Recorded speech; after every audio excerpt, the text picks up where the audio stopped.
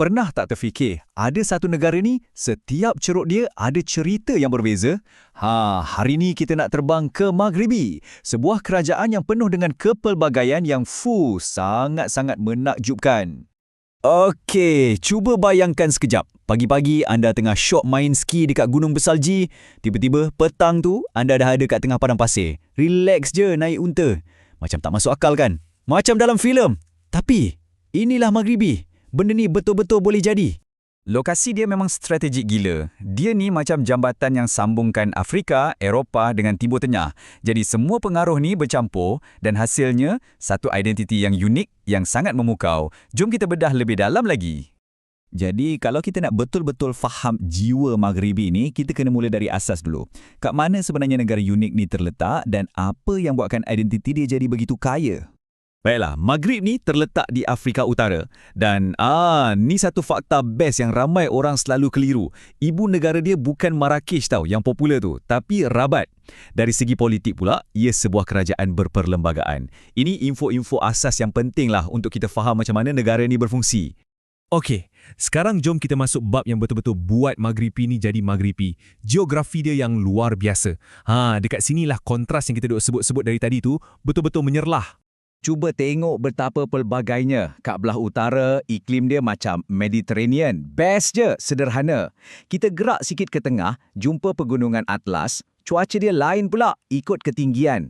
Lepas tu, turun ke selatan, terbentang luas gurun Sahara. Panas, kering. Tiga dunia berbeza dalam satu negara je.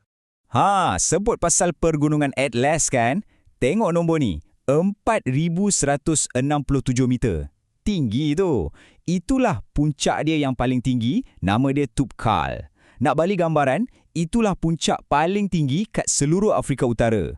Bayangkan kita berdiri kat puncak bersalji, tapi bila pandang bawah, nampak daratan Afrika yang panas. Itulah dia, kontras Maghribi dalam satu gambar. Kepelbagaian Maghribi ni tak berhenti kat darat je tau. Ia juga ada dua muka lautan yang berbeza. Sebelah barat ada Lautan Atlantik. Ombak dia besar, memang pot terbaik untuk peluncur ombak. Sebelah utara pula, Laut Mediterranean. Air dia lebih tenang, damai je, dengan teluk-teluk tersembunyi yang cantik. Dalam landscape yang kebanyakannya kering macam ni, air tu ibarat nyawa lah kan.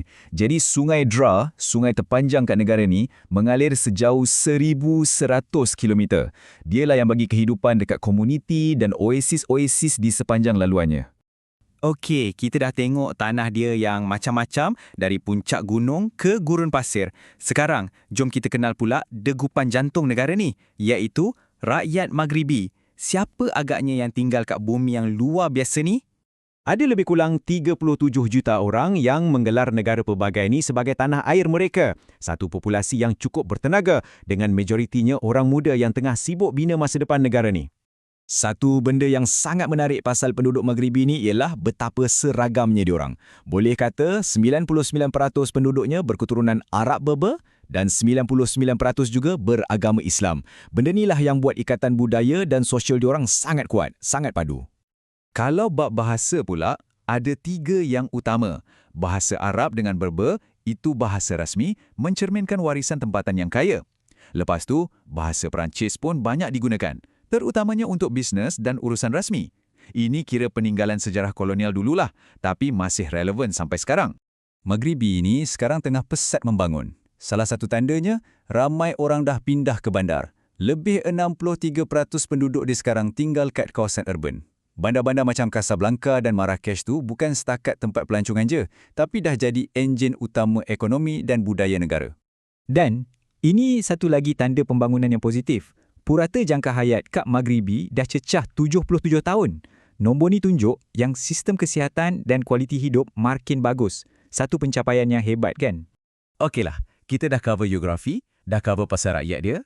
Sekarang, jom kita rasa sendiri pengalaman yang buat Maghribi ni lain dari yang lain. Pemandangan dia, bunyi-bunyi dia dan semestinya rasa dia. Sejarah kat Maghribi ni memang kaya. Anda boleh macam travel balik ke masa lalu bila jalan-jalan kat Medina atau bandar lama Marrakesh atau cuba hilangkan diri kat lorong-lorong sempit di Fes tu. Memang rasa macam dalam dunia lain. Seni budaya dia macam kaligrafi dan muzik tradisional memang menusuk kalbu. Untuk kaki-kaki adventure pula, Maghribi ni macam taman permainan. Anda nak rasa safari kat Gurun Sahara? Boleh. Nak daki puncak Atlas yang mencabar? Pun boleh. Nak main surf dekat pantai Atlantik? Semua ada. Pilih je mana yang anda nak. Mestilah, kan? Pergi Maghribi tak sah kalau tak rasa makanan dia. Wajib cuba hidangan ikonik diorang macam tajin yang dimasak perlahan tu dengan kuskus. Memang sedap.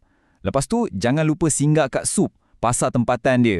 Boleh shopping rempah, kraft tangan, kain, macam-macam ada. Warna-warni. Jadi, lepas kita tengok semua ni, kita dah sampai ke penghujung dah. Apa agaknya yang kita boleh simpulkan dari kembara singkat kita ni?